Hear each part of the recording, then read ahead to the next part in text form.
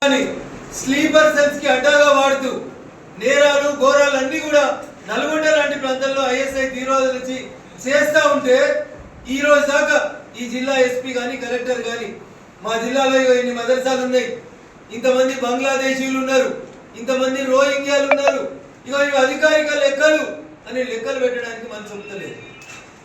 ప్రభుత్వం మారినప్పుడల్లా అధికారంలో ఉన్న వాళ్ళకు కాకాలు ఉదడం భజన చేయడం తప్ప నిజంగా గ్రౌండ్ లో జరుగుతున్నటువంటి తప్పప్పుల సమస్యల్ని చూడడం లోపల అధికార యంత్రాంగం పూర్తిగా విఫలమైతా ఉంది.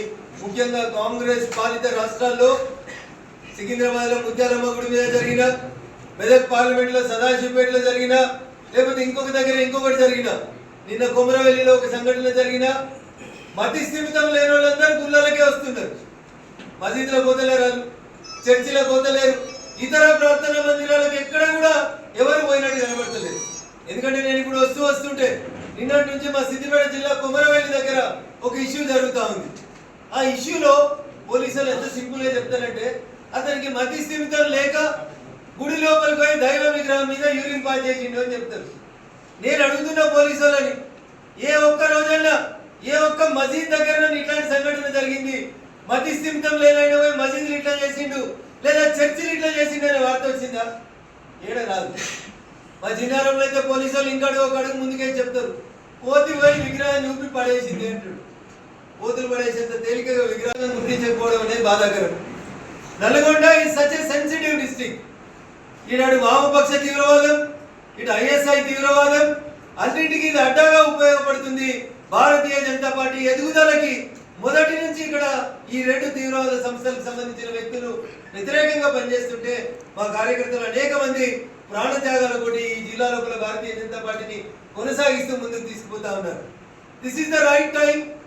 ఆఫ్టర్ పహల్గామ్ ఇన్సిడెంట్ బట్టలు ఇప్పించి మతం పేరు మీద హిందువులను కాల్చి చంపిన తర్వాత ఇలా హిందూ సమాజం ఆలోచించాలి.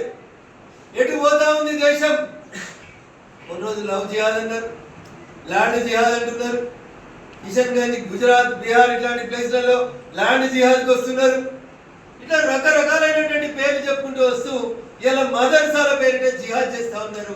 కాబట్టి మదర్సాలన్నీ కూడా నేను చూటి కడుతున్న మా నల్గొండ జిల్లా కలెక్టర్ గారిని, ఎస్పీ గారిని, మీరు స్కూల్ ఇన్స్పెక్ట్ చేస్తారు, కాలేజీలు ఇన్స్పెక్ట్ చేస్తారు, ఆసుపత్రులు ఇన్స్పెక్ట్ చేస్తారు, వి హావ్ నో అబ్జెక్షన్.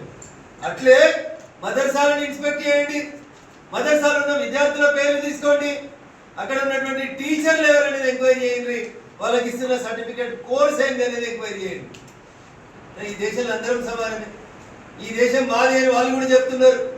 మరి ఈ గడ్డ మీద నడుస్తున్నటువంటి ఇల్లీగల్ ఇన్స్టిట్యూషన్స్, స్కూళ్ళు, కాలేజీలని మీరు నోటీసులు ఇచ్చి ఫైర్ పర్మిషన్ ఉందా, మున్సిపాలిటీ పర్మిషన్ ఉందా, ప్లే గ్రౌండ్ ఉందా, 100 రకాల కారణాలు అడుగుతారు ఒక స్కూల్ పెట్టాలంటే.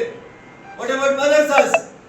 భారత రాజ్యాంగం డాక్టర్ బిఆర్ అంబేద్కర్ గారు రాసిన రాజ్యాంగంలో ఎక్కడైనా మదర్సా ఎవరు పడితే వాళ్ళు ఎక్కడ పడితే అక్కడ పెట్టుకోవచ్చు అని ఎక్కడ ఉందా అనేది ఆలోచించాలి.